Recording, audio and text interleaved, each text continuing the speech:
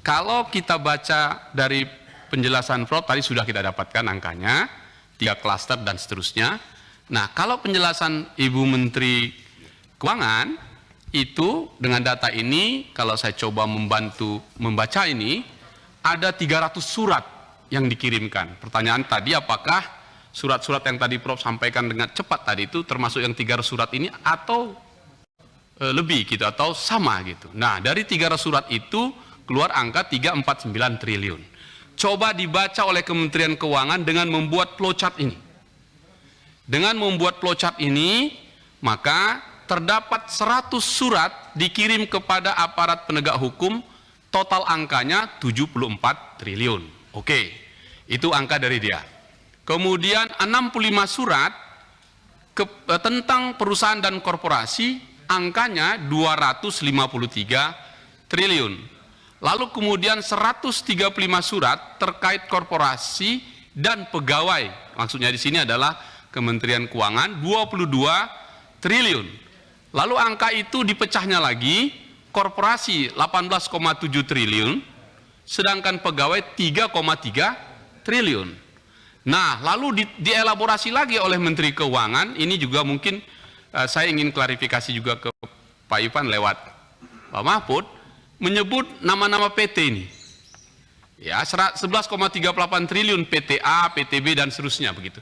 Korporasi tidak menyebut namanya tapi menyebut contoh saja. Nah, dia mencoba membaca 300 surat itu dengan seperti ini. Khusus untuk pegawai, dia sebutkan merupakan akumulasi transaksi debit kredit pegawai termasuk penghasilan resmi, transaksi dengan keluarga, dan jual beli harta untuk kurun waktu 15 tahun, terhitung 2009 sampai 2023 yang telah ditindaklanjuti. Lalu ada tulisan warna merah di situ, terdapat surat berkaitan dengan clearance pegawai yang digunakan dalam rangka mutasi promosi atau fit and proper test. Nah, begitu yang 253 triliun tadi ditambah penjelasannya oleh Pak Ivan, yaitu di situ disebut berisi transaksi debit kredit operasional perusahaan atau korporasi dengan transaksi terbesar 189 triliun terkait dengan tugas fungsi DJP, Dirjen Pajak, dan DJBC, Dirjen Bea Cukai. Nah, tadi Pak Ivan menjelaskan bahwa di angka ini menurut Pak Ivan itu 5 entitas, sementara menurut Menkeu itu 1 entitas. Mau nanti klarifikasi apakah benar penjelasan saya ini, biar betul-betul terbuka data kita ini. Nah, dari yang 189 triliun itu menurut Pak Ivan, ini sudah kasus kedua kali dilaporkan tahun 2019 atas nama subjek yang sama, yaitu yang pertama tahun 2017. Lalu kemudian itu angkanya 180 triliun tahun 2014 sudah pernah disampaikan. Kalau di total transaksinya 350 triliun, karena sebelumnya ada juga yang sudah ditindaklanjuti 189,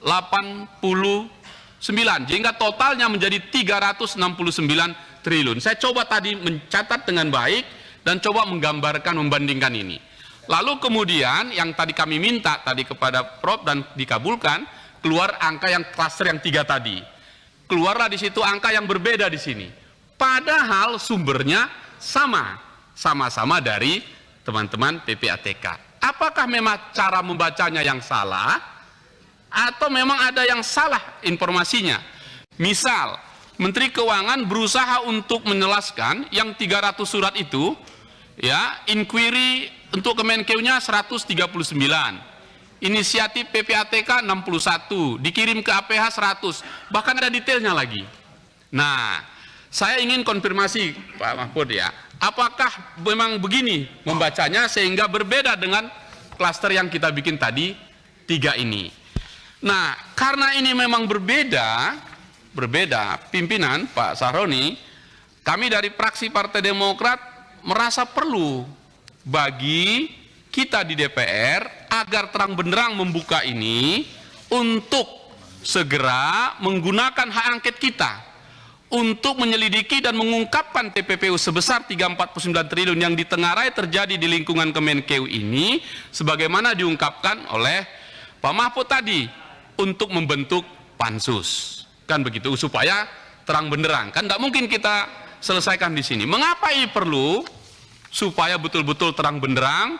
Dan Pak Mahfud, saya ingin menyampaikan, di Komisi 3, ya beginilah gayanya. Kalau dari Medan begini gayanya, kalau dari Madura begitu gayanya, dari Sulawesi begitu gayanya. Kalau saya gambarkan ini main bola Pak Mahfud ini, dengan menggunakan Perpres yang 2 kali sudah diperbaiki, tahun 2012 yang dibuat oleh Pak SBY, kemudian 2016 oleh Pak Jokowi, Pak Mahfud ini hari ini punya 42 orang pemain yang keren-keren. 42. Anda pelatihnya, menyusunnya, siapa mau diturunkan? Tapi kelihatannya siang tadi, sore tadi masuk kemari, gaya Pak Mahfud itu mengejutkan. Belum berpikir itu pihak lawan, kau serang duluan. Kira-kira begitu. Itu gayanya, dan saya suka itu gaya itu. Tetapi apapun gaya yang kita pilih, kan ingin menciptakan gol. Apa golnya gitu? Sehingga, seperti kata sahabat saya tadi, Pak Bung Habibur Rahman, kalau di kampung kami di Tanjung Balai sana, Pak Mahfud, di Asahan, kita bilang begini, jangan sampai petir menyambar di siang bolong bergelegar, hujan tak turun-turun. Kita ingin hari ini di sini memastikan hujan itu turun. Dan gol itu terjadi. Dan deras lagi. Sehingga terbongkar ini semua. Saya paham betul Pak Mahfud pasti menginginkan membongkar ini. Saya baca betul tweetnya waktu itu. Kalau tidak bisa saya kasih tahu dalam rapat, aku buat di tweet saya. Dan itulah terima kasih kepada media sosial. Karena membantu keterbukaan ini menjadi baik. Jadi Pak Mahfud tidak usah berburuk sangka. Begitu juga lah gaya kami. Selamat datang Pak Mahfud di sini, kita buka ini. Kita buka, selamat datang untuk membahas ini. Kita buka dengan segala macam gaya dan cara tadi. Permintaan saya Pak Mahfud begini. Mumpung sudah kita angkat ini menjadi sangat populer hari ini, komite ini oleh Pak Mahfud. 3 hari yang lalu Pak Ivan ini sebagai PPATK kami undang melaporkan. Ternyata bukan hanya ini masalah kita. Dia menyebutkan tindak lanjut terhadap LHA dan LHP yang kami sampaikan kepada aparat penegak hukum selama periode 2022 telah mengungkap perkara TPPU dari berbagai tindak pidana asal sebagai berikut. 1. Yang terkait tindak pidana korupsi senilai 81,3 triliun. Tindak pidana perjudian, ini tadi ada yang ngangkat teman-teman, 81 triliun. Ini sempat kita terkenal dengan konsorsium ini kalau judi online, ini pasti ini kabar reskrim ini senyum-senyum nih, karena populer waktu itu namanya. Kemudian tindak pidana terkait GFC 4,8 triliun. Tindak pidana narkotika, ini kami rame nih Pak Mahfud. Waktu itu kita minta ke Pak Ivan ini. 3,4 triliun. Terkait penggelapan dana dalam yayasan 1,7 triliun. Tanggung Pak Mahfud.